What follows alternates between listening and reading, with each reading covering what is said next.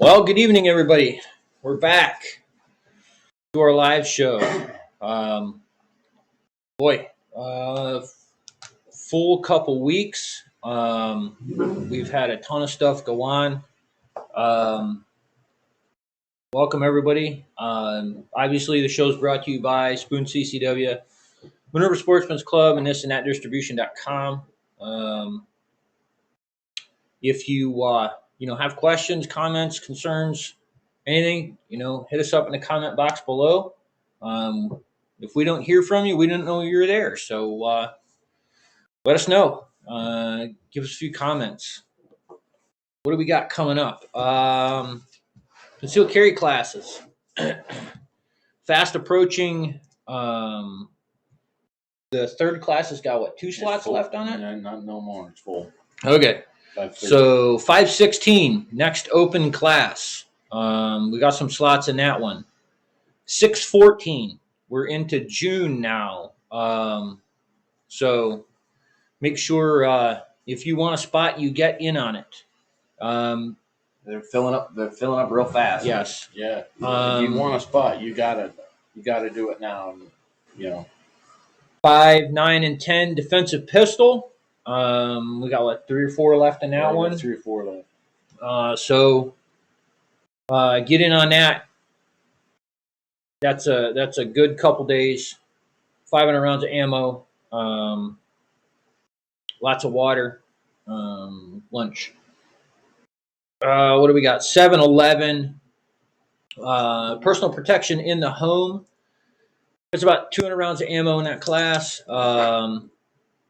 That is and can be used, and it's kind of billed as a concealed carry class. If you don't want a basic class, you want something a little more intermediate, then you can get in on the personal protection in the home. It's a little more ammo, a little more in depth with the shooting. It's a little longer. It's 10 hours rather than 8. So that's a fun day also. Also got a rifle class in there.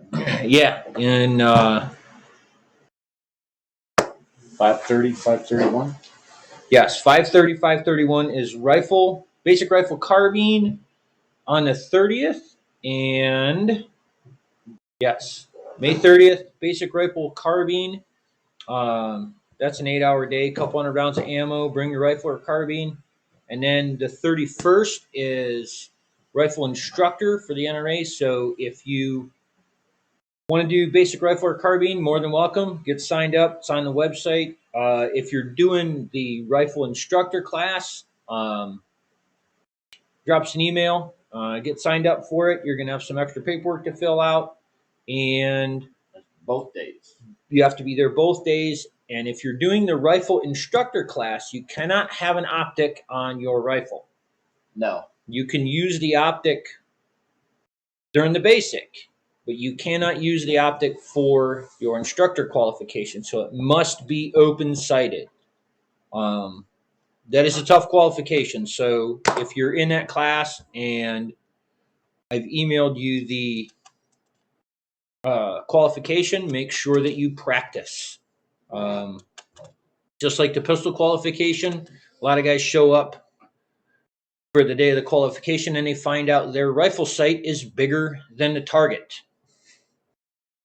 So make sure you put some practice in if you're doing rifle instructor. Yeah, that's all about fundamentals right there. Yep, it is all about fundamentals. Trust the fundamentals. July 12th is personal protection in the home instructor. So if you're wanting to get working on your defensive pistol credentials for the NRA, and you want to get signed up for personal protection in the home instructor, then get on it the 12th. We have slots available in that, so you'll have plenty of time.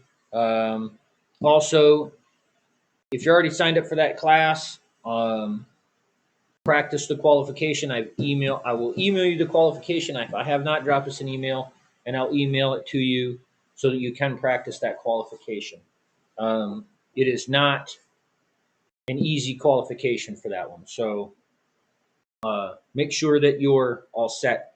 If you got any questions about concealed carry classes, about how we're holding them, what we're doing for this pandemic going forward. Drop us a line. We're answering a lot of questions. We're restarting classes here this weekend. So,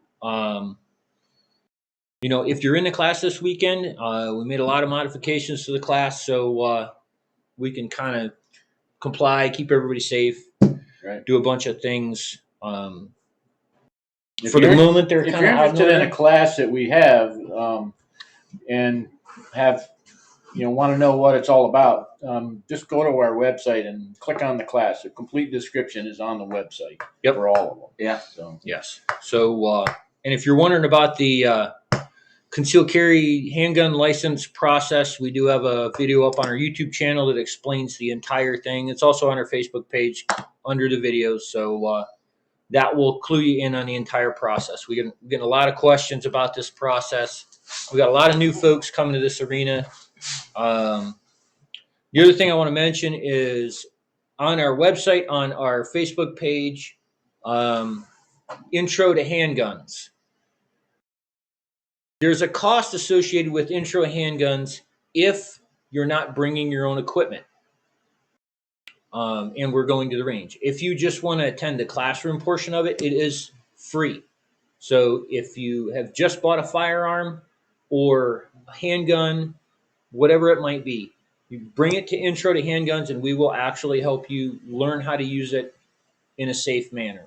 I know there's a lot of people out there that are new to this firearms world, I guess.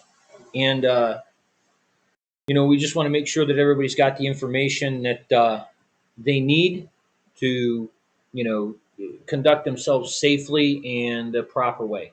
There's a lot of info and intro to handguns, not necessarily a lot of shooting or a lot of legal stuff. It's not like a concealed carry class, but it's a good intro to firearms.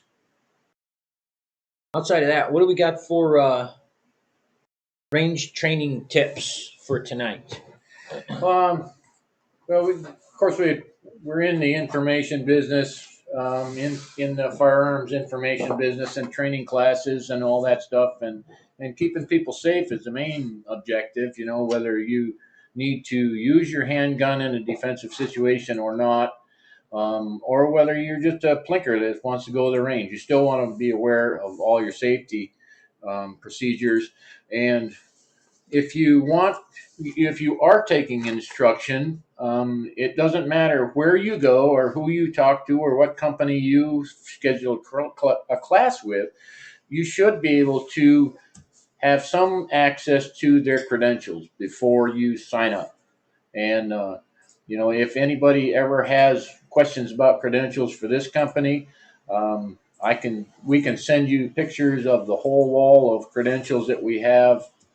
And you can go from there. There aren't many companies around here that own every NRA firearms discipline credential there is, except for one. And but along with that, a lot of places are still situated in gun shops and stuff. And but you should be able to get a bunch of literature and things like that from wherever you go to about different products that you may want to purchase. Also, whenever you buy a firearm, you should have safety brochures, something like this, maybe in with the handgun. This is put out by NRA, but it might be put out by ATF. Here's another one: firearm safety, safety rules, things like that. And this is a good one here. We get these free from ATF. It's personal firearms records. So you can write down the serial numbers, where you bought it, et cetera, so that 10 years down the road, you'll know how much you paid for it, who you bought it from, et cetera. And also, there's a lot of companies that do the registration process. We do some with this company, some with another company, and our own website, where you can go to find out about classes, training classes, and have search terms and criteria in there, stuff like that. And also, there are several companies out there that actually offer a legal defense, prepaid lawyer funds for self-defense. This is the one we deal with most often. Right. There are several other companies that go out there and beat the bushes as far as that goes. And then, you might like these. We have actually a 3-page brochure here. It's all about us. If anybody wants one of these, we'll probably mail it to you if you want to find out about us. And then we have different class brochures. This has everything about our defensive pistol class in it, what you can expect today of class. And you might want to check out all that, either on class day or beforehand, before you go taking a concealed handgun class, the first step, or when you go to schedule an advanced training class. We encourage everyone to take advanced training classes, whether you're just going to go plinking or want to conceal your handgun and carry it with you. There's a lot more to it than just shooting holes in paper, and we want everybody to know the ins and outs of that and what to do and what not to do. And that's why we're here, really. We do a lot more with the training aspect of it than a lot of people realize, along with the gun shop. And phone's always ringing, the computer's always on, emails are always welcome. If you have a question about anything as far as training class, please email us or call us, one or the other. We'll answer any question. And I kind of wanted to touch base on this. He showed you this, the personal firearms record here. It's got, some slots in it to put, your firearm, where you got it, all stuff like that. This is actually a really good one that I like to, I tell a lot of people that one of the biggest ways, whether it from your local law enforcement up to, ATF and federal authorities, one of the biggest ways that they know about, like stolen firearms, and that's always a concern with, for responsibly armed citizens, is the firearm getting in the wrong hands. And you can put that information down, and one of the big helps to all of the law enforcement agencies is the fact that you can give them all of that information and they don't have to search all of that down.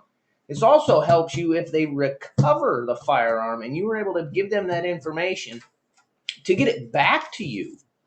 The only recommendation I do is don't put this with your firearms. If you have a safety deposit box, that's a good place to put it.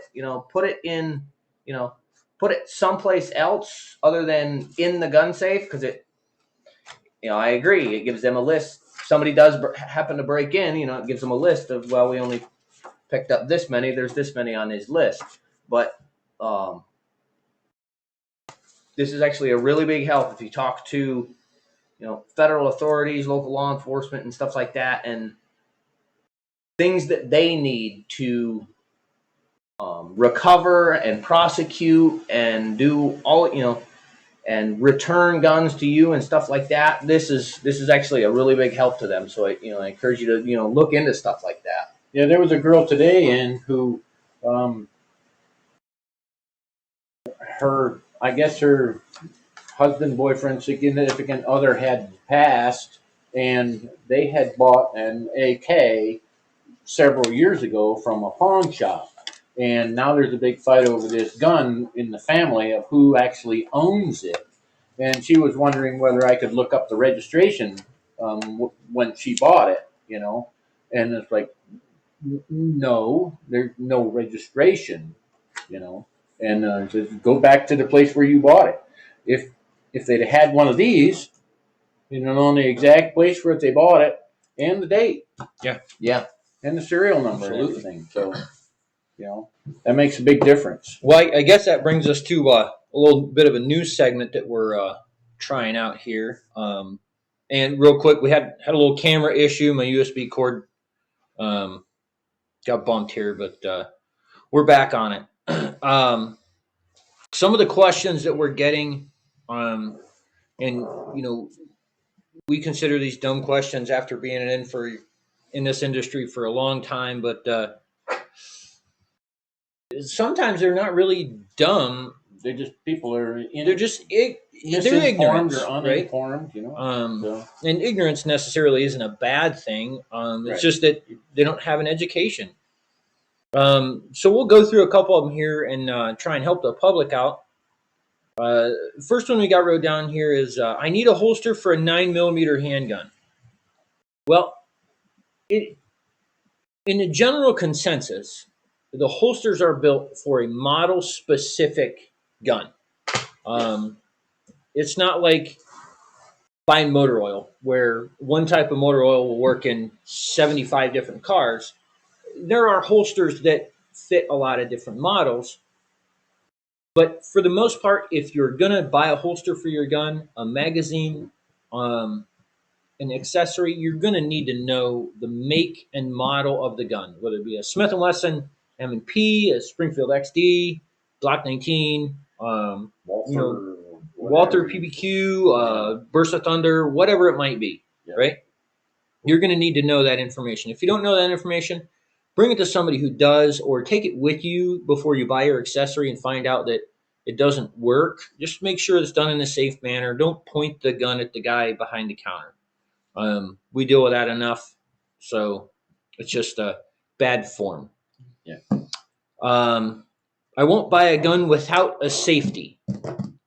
If anybody has ventured into the handgun realm, as of late, you'll find that the vast majority of the firearms that are used for carry don't have a safety.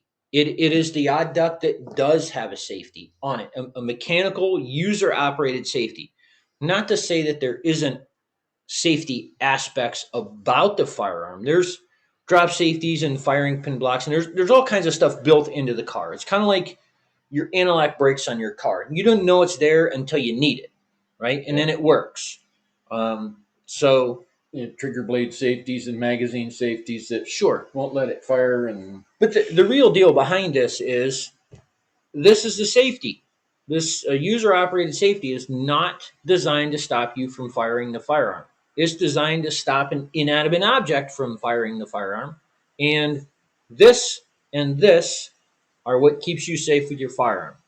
Nothing else. The safety is not a crutch, and it's not an excuse to use bad firearm handling techniques. I got our email address down. Oh. So, the other one, and this is just, I think a lot of these questions are coming in from folks who have not been educated on the subject. And who have heard the My buddy said. My buddy said. If you folks out in the audience, if you ever hear that statement before somebody says something, just tune out, because the vast majority of the time it's not right, especially when it comes to the firearms world. If you have a concealed carry, you have to conceal your gun. Absolutely not true. Ohio is an open carry state. It is all whether or not the business minds that you're in, or whether the people around you mind. If they start complaining, then all you really have to deal with is complaining people. There's no illegal part about that. If you're showing your gun, as long as it's in your hand, pointing at somebody, you're good. If it's in the holster and it shows, there's no consequence of that. in the state of Ohio. In the state of Ohio. When you cross state line, it may be different. So if you're going somewhere else, make sure you are educated on the state laws. You can shoot .380 ammo in a 9mm gun. Absolutely false. Not. Absolutely false. You never ever shoot a caliber of ammunition that is not stamped on the firearm or in the firearm owner's manual. So you can't mix calibers of ammunition. It's a recipe for disaster. You don't want to hurt yourself. Polymer guns aren't safe because they're made out of plastic.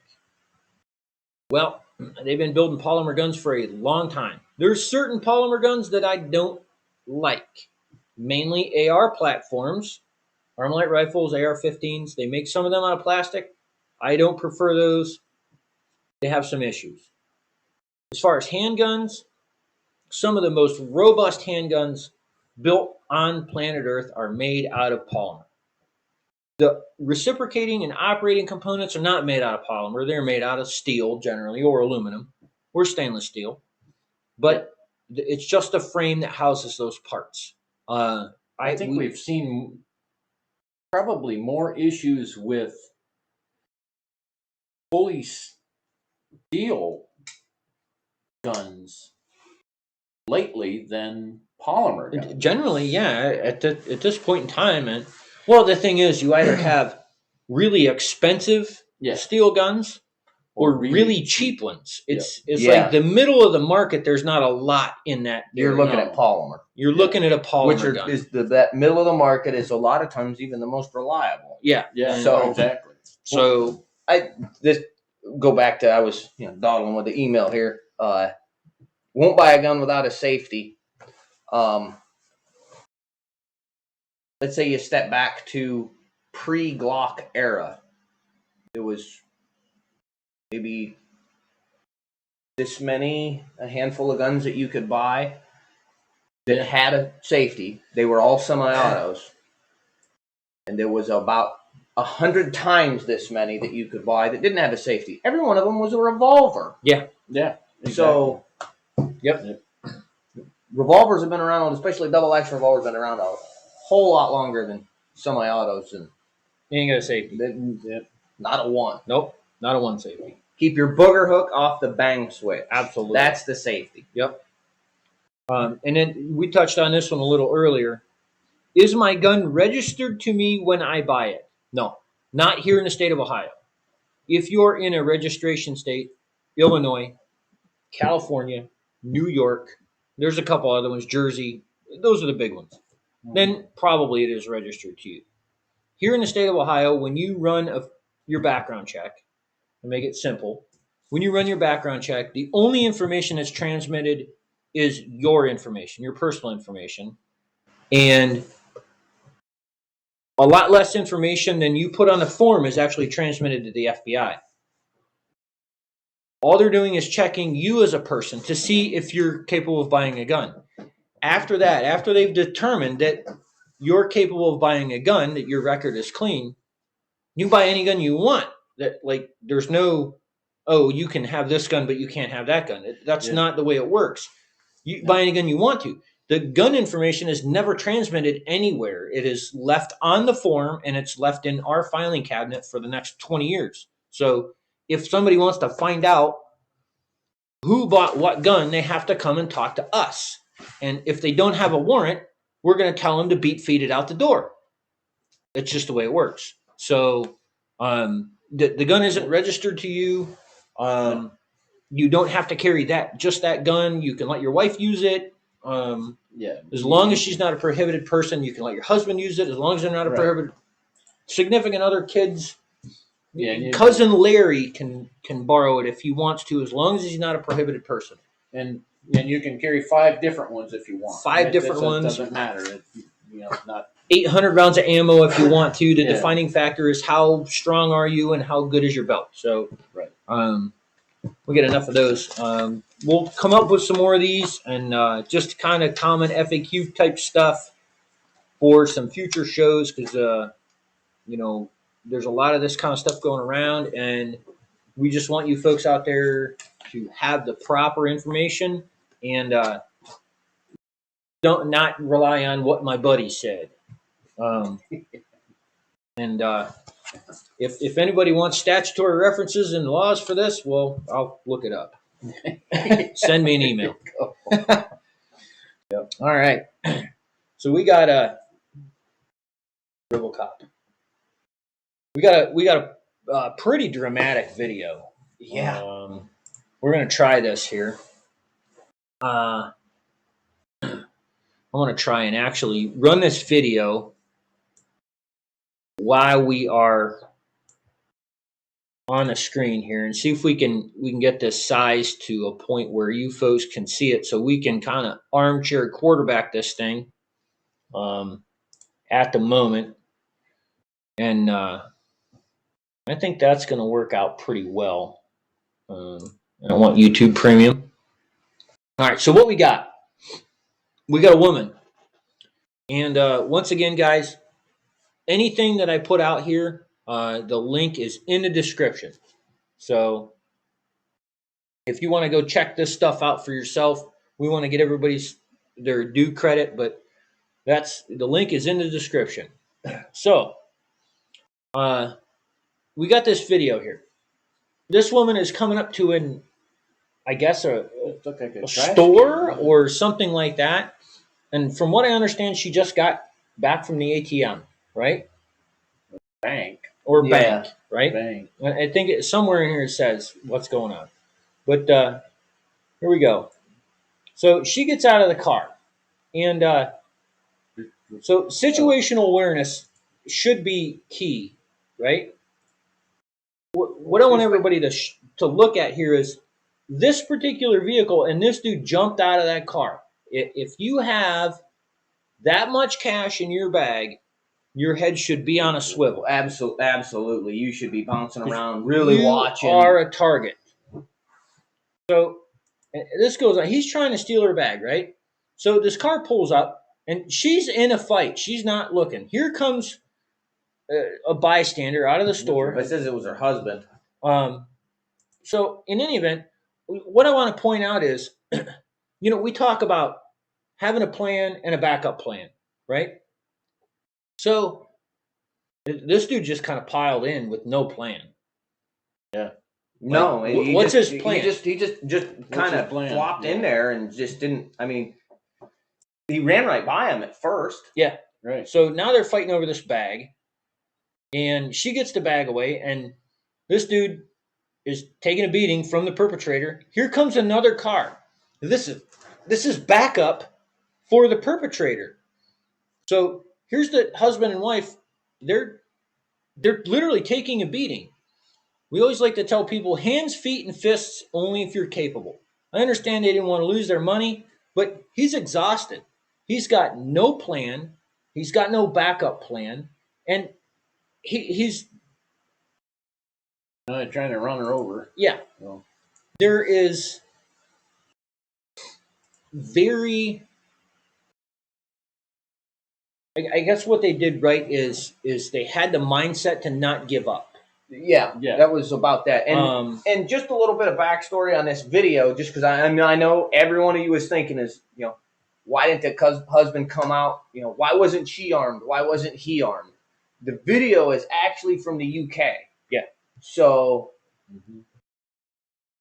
that's they can't be out armed, of the question. Period. That's out of the question. So now you have to rely on all of them other things that we're just talking about, your plan, your backup plan, all of those other things. And you have to be honest about your physical condition and your capabilities. I mean, there was an article that I read a while back, and we may have had it on the show about the UFC fighter who came downstairs and somebody had broken his house.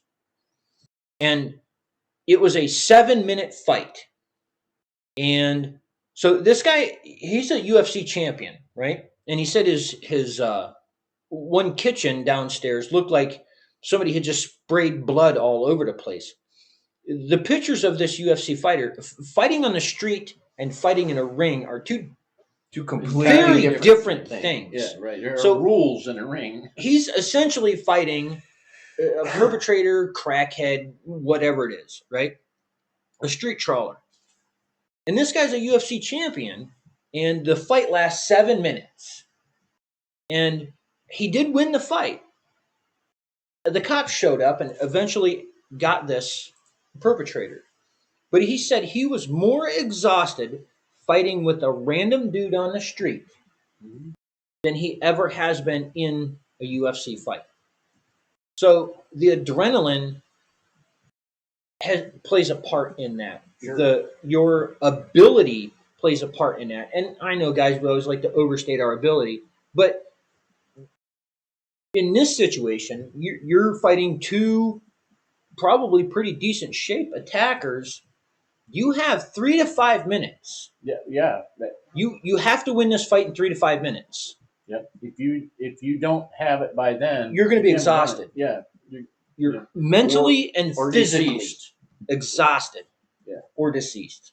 So you have to be at least halfway skilled on your use of force with hands, feet, and fists.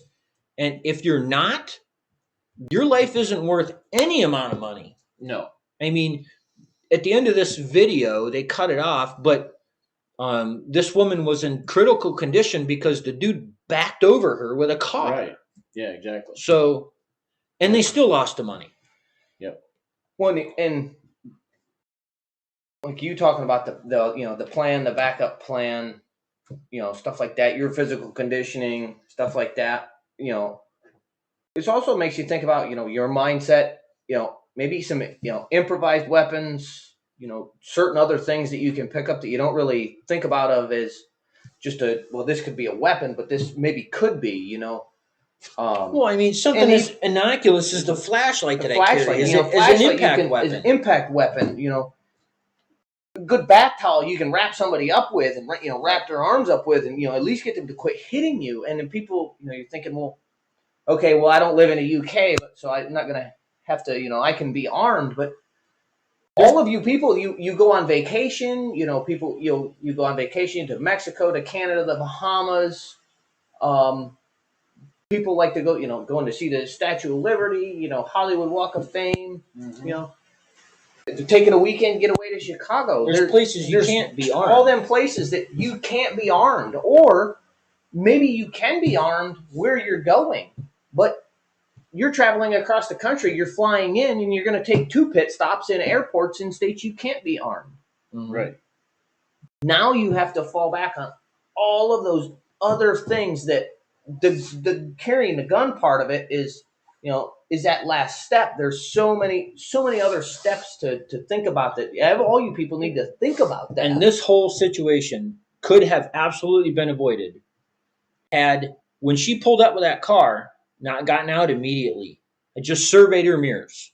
She just surveyed her mirrors. She could have saw that guy drive away, pile out of the car, through the kept the locks on a vehicle, threw her in drive, and drove away. If he's trying to get after him when you're in the car, you got a 4,000-pound speeding bullet. Yeah. Well, my question is, why would you carry around $75,000 in cash? We got a comment on that on our Facebook. When you can get a bank check. Get a bank check for $75,000 cash. Yeah. I mean, if we called the bank and said we were going to take $75,000 cash. Well, $75,000 cash.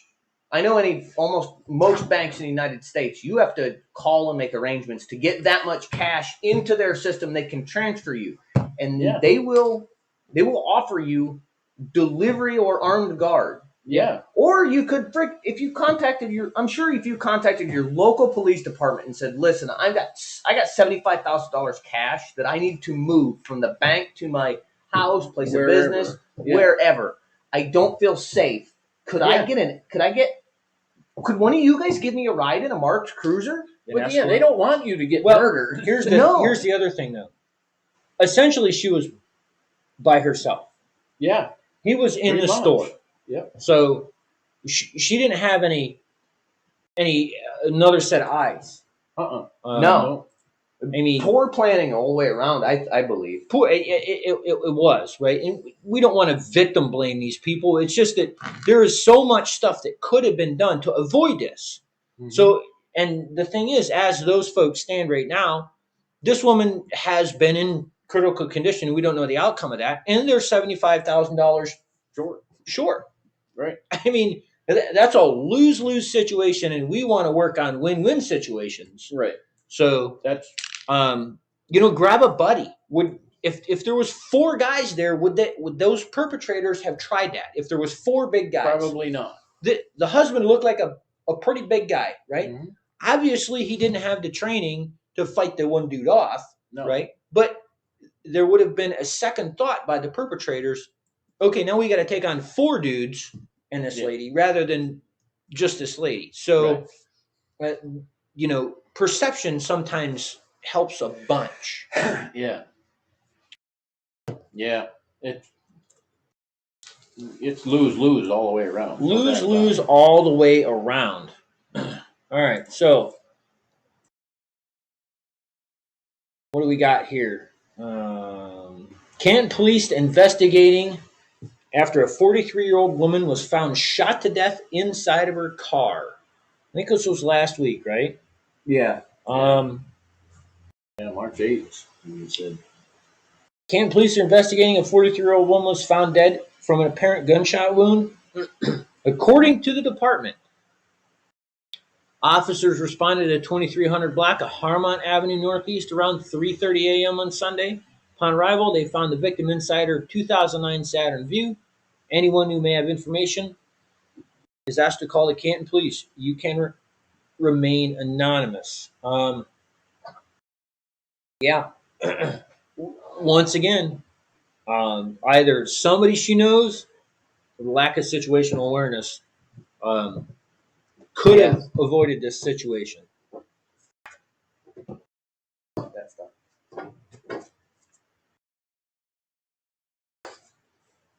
All right. Then we got a video of a Canton fire serves as a reminder to change your smoke detector batteries. In the, I guess it's more in the concealed carry mindset type thing is, preparedness. And we've never considered ourselves big preppers, I guess, but probably more than most, really, being where we grew up, how we grew up, the things that we do. We've always got a backup plan and stuff like that. But growing up in Western New York, it was normal to have, enough food and groceries on hand of you might get 5 or 6 feet overnight. And there's just no way you're getting to the grocery store Going anywhere until it's somebody out. with something big enough to plow it out gets themselves moving, and it could be days. Yeah. So somebody's got a truck as big as your house and plows you out, and you can move. Yeah. But this is a real simple thing, and it's a cheap thing. Canton Fire Department is reminding residents to change the batteries in their smoke and carbon monoxide detectors as we reset the time on our clocks. The department posted the advisory with a video of a house fire. The clip shows a blaze on Pearl Place Southwest. The fire remains under investigation. No cause has been determined. I'll play the video, but it's just a great reminder. Like, is that this weekend? Clocks ahead? No, I think this is an older article. That was from March 6th. Oh. Right? But it's just a great reminder. Change your smoke detector batteries. The other thing that comes to mind is change your flashlight batteries. Change your flashlight batteries. Change your weapon light batteries. Your smoke detector batteries. Well, right around Easter, make a checklist. Smoke detector batteries, flashlight batteries, weapon light batteries. Go to the Attorney General's website and check to see if there's a new handbook, because laws may have changed. Yeah. And inspect your smoke detectors, or not your your fire extinguishers. Yeah. Make sure that they're in the green arrow, because Yeah, if they're in the red, you need a new one. We talk a lot about, we involve a lot of defense in a lot of this talk, but if you take that entire side that we were just talking about with having a plan and all this other stuff and apply that to all these other different aspects, having a couple of fire extinguishers hanging around your house is a plan.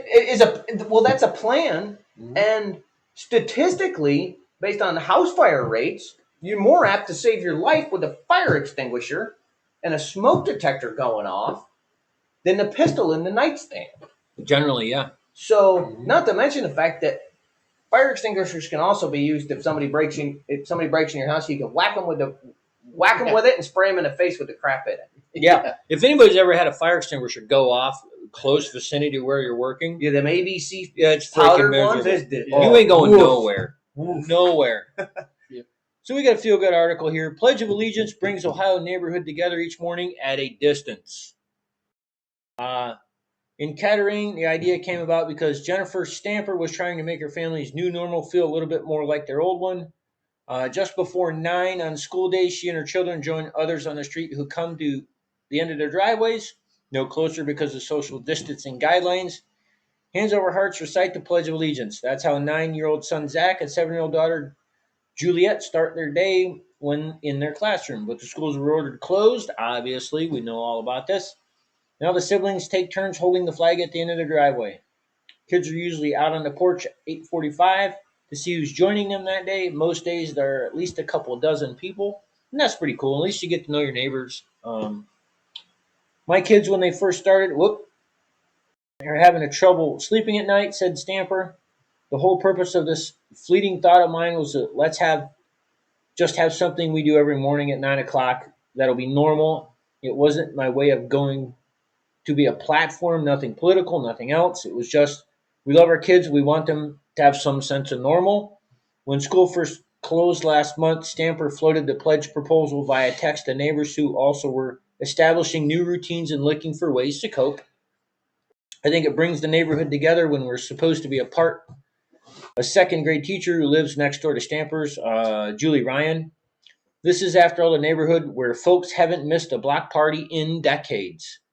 Brings us together safely from a distance. It promotes unity, and for the kids, I think it's good to have some sort of structure for their day. On a recent sunny but chilly morning, families from about a dozen houses emerged beneath flowering pear and magnolia trees. Neighboring Ann Painter brought her 15-year-old golden retriever.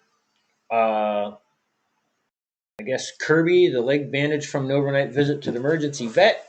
Juliet held the flag, which is usually displayed on Stamper's front porch. We have a good morning, everybody. Stamper called to her neighbors, some of whom lingered outside afterward to catch up on each other's lives. After the pledge each morning, Zach and Juliet go inside and begin 2 or 3 hours of online lessons, and their mother goes upstairs to her home office and her job as a project coordinator for a medical education consortium. Their father, Tim, a surveyor, has already gone to work by then. We're in this together. We're all here in unspoken support, and we're going to get through this, Stamper said. And this is okay. This is what we're doing. It isn't forever. This is what we're doing right now. And that was what it was all about. So it's kind of cool to see people getting together and trying something that we probably haven't seen in, I don't know, Long time. 20 or 30 years. Yeah. Oh, and then the great state of Virginia. Oh yeah, So we've talked about this at length. cluster, I guess, Yeah. mess, Yeah. pile of dung happening in the legislature in Virginia. Yeah, But- it kind of backdoored the whole thing. Here's what they did. With the new majority in the Virginia General Assembly, Democrats swept into office promising action on several pieces of gun legislation. Before the General Assembly session began in January, Ralph Northam unveiled a package of legislation containing several proposals to tighten and restrict access to guns in the Commonwealth. Proposals were met with fierce opposition by gun rights supporters, thousands of whom rallied in January against the measures. If you haven't seen any pictures of that rally, you need to go look them up because there was a ton of people. In the end, 7 of the 8 pieces of legislation proposed by Northam were approved by the General Assembly in some form or another. One of the highest profile bills, a ban on the sale of assault weapons, was stalled in the Senate after a handful of Democrats voted with their Republican colleagues to shelve the bill. Still, a number of other gun-related measures did pass the General Assembly. Here's a look at the key new pieces of legislation passed by the Virginia General Assembly. They got a red flag law. Allows police and prosecutors to temporarily take guns away from people judged to be at risk to themselves or others. People who are subject to a substantial risk order are disqualified from having or getting a concealed carry permit. It allows local authorities, including police prosecutors, to obtain what's known as a risk order from court to prohibit a person from buying or having a gun. Subject to a court hearing, the risk order could be issued for up to 6 months. Virginia police would be required to keep and maintain a digital system for keeping track of people subject to substantial risk orders, which will probably never go away. Yeah. Yeah. No guns for people under protective orders. In a related vein, this measure prohibits any person subject to a permanent protective order, in which can last up for 2 years, from possessing firearms while the order is in effect. That's already a federal law. Yeah. So what do you need to add stuff on there for? Like, it's already illegal. Yeah. You can't make it more illegal. Expanded background checks. This measure expands background checks for all gun sales. Currently, only licensed firearm dealers are required to conduct background checks. To smooth over differences between the House and Senate version, lawmakers agreed that expanded checks would only apply to gun sales, not all transfers such as trades and loans, as the original version of this House bill called for. The thing is, like, how are they going to do that? Because if you're not an FFL dealer, you can't use the NICS system. Yeah. Even the police can't do it. No. So how are they going to do this, right? So you're probably going to have to go to an FFL dealer and pay a transfer fee every time you want to sell a gun. Reporting lost or stolen guns. Once again, that's already a federal law. You can't make something more illegal. But you got to do it within 48 hours. So if you leave on vacation and somebody breaks into your house on Tuesday morning, you left on Sunday, and you get back the following Sunday, what are they going to do to you? Yeah. That's ridiculous. I mean, you weren't even there. Especially if you live in any, maybe if you lived, right next door to your neighbor, they might notice that your house got broke into. But if you live, you get into Shenandoah and stuff, Virginia is still pretty rural. Mm-hmm. Yeah. Mm-hmm. Well, the other thing is here, the House version wanted it done within 24 hours. Ridiculous. In-person safety training for concealed carry permits. This measure tightens training requirements for people applying for a concealed carry permit, requiring them to complete an in-person safety course. Currently, applicants have the option of completing online courses. The new requirement wouldn't take effect until January 2021. So Virginia's going the other way, Ohio's going this way. So ridiculous. Cities and towns can ban guns in public buildings. Interesting. The measure allows Virginia localities to ban guns in public buildings, parks, and other areas. Oh, here we go. It's the parks that they're after. Yeah. Huh. Interesting. They're essentially the preemption, like we have so they here. took away preemption like we got in Ohio. New rules require clear signage and exempt Virginia Military Institute cadets or other members of college ROTC programs. Gun rights supporters say the measure could lead to a patchwork of confusing ordinances across the state. Absolutely, it does. It will. One handgun per month. Well, the only good thing out of that is there ain't an FFL dealer that's going to fill out a multiple sale paperwork. Right. There you go. Yeah. I guess we're going to save trees because that's high on the priority list. This measure restores the state's former one handgun per month law. It just reminded me, AOC was touting how the gas oil per barrel was being so cheap was going to save the planet. Oh yeah, because low gas prices means less emissions. That's what I need to figure out. I'm like, woohoo! I'm driving a diesel this week. I mean, okay.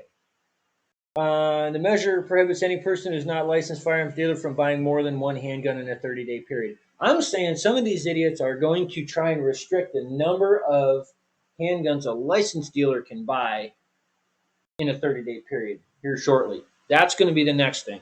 Yep. We got it on video, so we'll come back in a couple years and find out. The bill exempts people who have been granted a special certificate by the Virginia State Police who have undergone an enhanced background check. Law enforcement officers, state and local correction officers, licensed private security companies, people who had a handgun stolen or irretrievably lost, and purchases of antique firearms.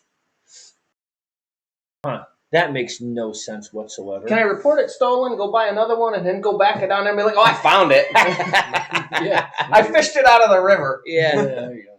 In order to win Senate passage, lawmakers also voted to exempt concealed carry permit holders from the limit.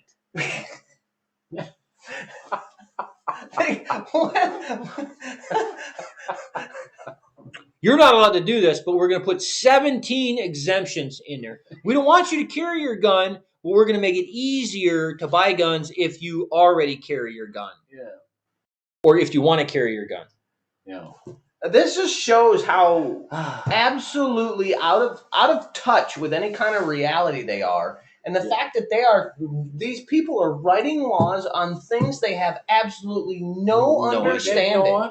They don't have a clue. Nope. Not a bit of it. Nope. It's just. You're looking in a freaking rearview mirror in the dark. Yeah. Either that or driving with sunglasses on. I don't know. I see people driving all over the friggin' place at night with sunglasses on. Yeah. The only difference between now and 6 weeks ago is they're wearing a mask too. Yeah. In their own car. In their own car and gloves. Like, wait a minute. It's not supposed to work like that. The new law sets down stricter penalties for recklessly leaving a loaded, unsecured gun in a way that endangers life or limb of a child under 14. That's pretty subjective. The bill increases the penalty from a Class 3 misdemeanor, punishable $500 fine, to Class 1 misdemeanor. Other measures. Allowing a gun buyback program that destroy guns rather than the current requirement that the guns be resold. It's not a gun buyback. It was your money to be. It's your tax dollars. Yeah. Yeah. You're giving it over for nothing. You're getting your tax dollars back.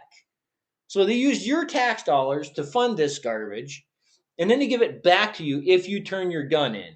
Yeah. That makes no sense. A measure to bar local school boards from allowing anyone to carry firearms on school property except for people already expressly authorized by law, such as school resource officers. Establishing a voluntary do not sell list for guns that people could put themselves on as part of an effort to prevent suicides. Requiring registered home daycares to keep guns locked and away from children, making most daycares gun-free zones similar to schools for older children. And there is nothing in there that does anything. Does anything. No. It does nothing. No. It's designed to make owning, feel good. carrying, purchasing, transporting a firearm difficult so that nobody wants to do it. Yeah. And they just keep doing that. It's a slow erosion, and they know they can't just come out and they get what happened a few months ago when they come out right outright and they say we're going to take these away. They get 100,000 people marching in the street, Yeah.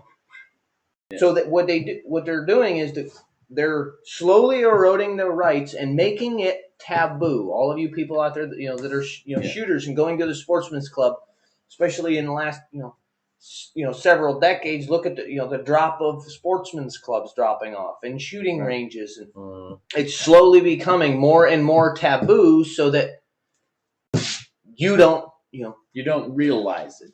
Yeah. You don't talk to it. You don't do it as much with your kid. You don't take your kids shooting as much as your dad took you shooting, and then they don't take their kids as much as you took them. And and now you get a few generations down the line, and it's just gone. Well, hopefully over the last month, with over 2.5 million guns sold in a month. Yeah. Right. Well, there's a lot of these people that now, even since some of these articles, that have now bought guns. Oh yeah, and what do you mean I can't have that mailed to my house and I have to fill this paper I out? saw it today on that Gun Pro Plus that's put out by Shooting Sport Foundation. That that judge in California put he basically put a restraining order on the ammunition sales background check that California has. Really? Yeah. That it was unconstitutional. Awesome. Awesome. So we get a big fight going on there. Oh, there's always a big fight in California. You don't know which bathroom to use. Yeah. Man used a semi-automatic rifle to rob a Cleveland cell phone store, records say. Well, this is actually a rarity. Most of the time, it's not a rifle. Cleveland man used a semi-automatic rifle to rob a cell phone store in the city's Buckeye Shaker Square neighborhood. Marvin F. Johnson, 22, is charged with aggravated robbery in the case. According to court records, he is not in custody, but a warrant was issued last week for his arrest.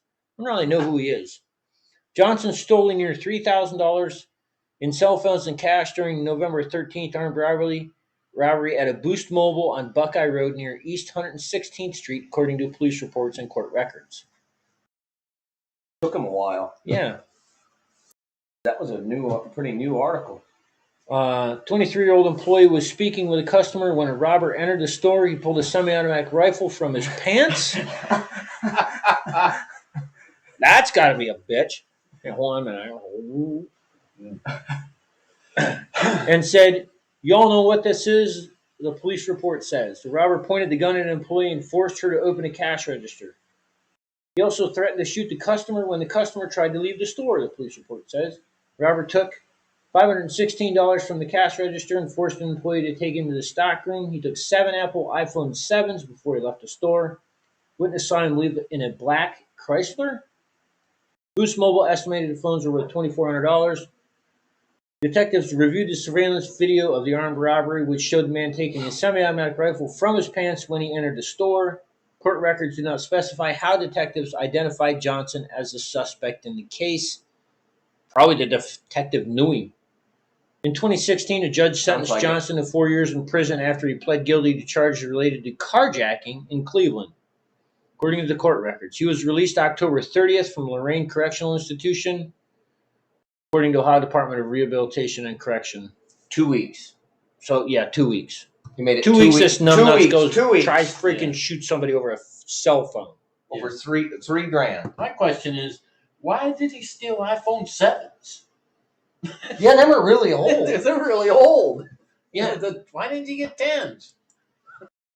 Well, maybe you can sell them easier on the black market? Or are they, I don't know. Maybe you can get a card for them and use them like on a prepaid thing or something? I don't know. I have no idea. That just doesn't make sense. My cell phone cost me $150. It's way easier to go and pay $150 for cell phone. Yeah. Freaking have And you don't go to jail. Yeah, detectives chasing you around. Yeah. It don't make sense. For cell phone, like, come on, man. I want to see video of him pulling that rifle out of his pants. Yeah. I bet it was a sawed-off 22, like a Ruger 1022 or something like that. Probably a bolt action. Yeah. It probably Probably bolt action. Little single shot cricket or something. It might be. Yeah. All right, product of the week. I don't know if you guys know what these are. We'll try and get this out of the sheet here without cutting myself. We're going to try and get this close up so you can maybe see it. It is a Mora knife made in Sweden. Maybe you can see the sheath a little better. Yeah, there we go. More knives. This is a little different version of it.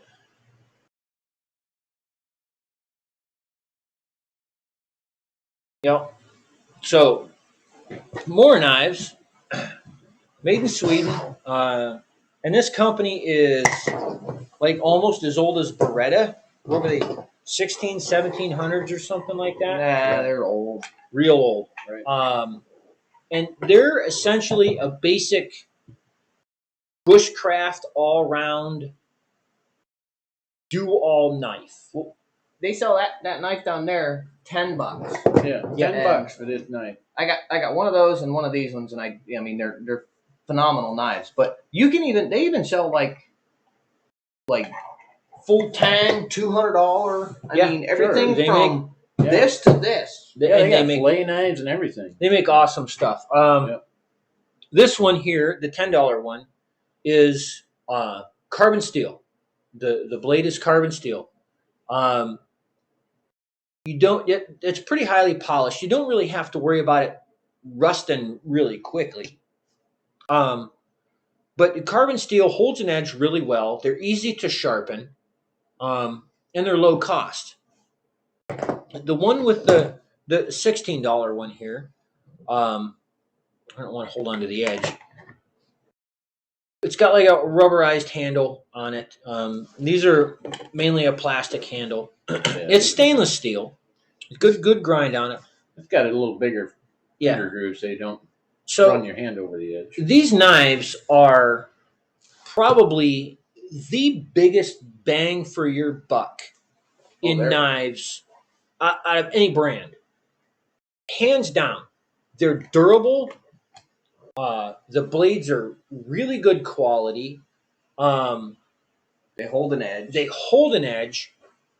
The cost is so low that if you're out in the woods and you drop this thing, I mean, it's $16, man. I mean, that's it. And I'm not spending an hour and a half looking for a knife No. they probably won't find anyway. The only upgrade that I think could be had, and I've never seen a broken one, would be an upgrade to the sheath. They got a plastic clip on the sheath. Okay, they are just a plastic sheath. They work well. And I think that one They could got be this hooked this to it. cool feature. I don't know if this. I think it has to have that thing on the front to do it. Right. Yeah. So these knives, if they have a tab on the front here, you can hook the sheaths together and carry multiple more knives in a stack. I don't personally find that a really useful big feature, but They might in Sweden. it's kind of neat. I mean, I've never seen another sheath do that. That I don't know, what else can you say about a Mora knife? It's like the workhorse. I mean, they just do almost everything really well. They're so economical that it's just I don't understand how they sell knives for this. Well, cheap. and that's the thing. Like, you can keep one of these. Like, they're so cheap. You know, that's a $10 knife. You know, even this was a $16 knife. You know, this is stainless. So if we're really worried about something rusting, you know, it's a stainless Like a blade. fishing tackle box or Fishing tackle box. You can put one in your. You know, you can put one in your tackle box. You can put one in your all the crap that you keep in the trunk of your car, your tow rope and all your emergency stuff that you keep in the trunk of your car. You can put that stuff in there. That way, if you do need to do something, you're on the side of the road, anything like that, you've got a real knife. Yeah. A good quality knife with you for just a few bucks. They're an amazing quality knife for such a low price, and you got to really try one out to appreciate how good these are. I mean, and I think they sell them so cheaply because there's no frills. You get a knife and a plastic sheet, and that's what you get. It is what it is, but it works in almost every situation. It's kind of like, I don't know, the AK-47 of the knife world. Yeah. It is what it is, and it works well, and it works for the a original lot of Jeep. different things. The original Jeep, right? You can do a million different things with it. It's kind of ugly and kind of cheap, but it works well. So if you're ever in a place where you have the opportunity to pick one of these up and you've never tried one before, spend a 10 or 15 or 16 or $20 on a Mora knife. I think they could sell this knife for double this money. It'd still be a value. Yeah. Oh, yeah. I've been using them several years in the woods with hunting, and I mean, those Mora knives work as well and hold as well of an edge as my $80 and $90 and $100 buck knives. Yeah. Yep. And I mean, I hate to, I got these beautiful buck knives, and typically when if I've been hunting and I got something and I get in the bag to get the knife out, that's usually the first one I grab. There we go. Yeah. And they're so easy with the carbon steel blade. They're so easy to sharpen. You can sharpen them to like a razor blade, and then Yep. it worked great. More knives. So that's what we got for you guys. Everybody out in the audience, appreciate you stopping by the show. We really do appreciate your viewership. We appreciate your feedback. A lot of things you could be doing, but you were spending your time with us. Everybody have a safe and wonderful weekend. Keep your wits about you. And we will see you folks next week.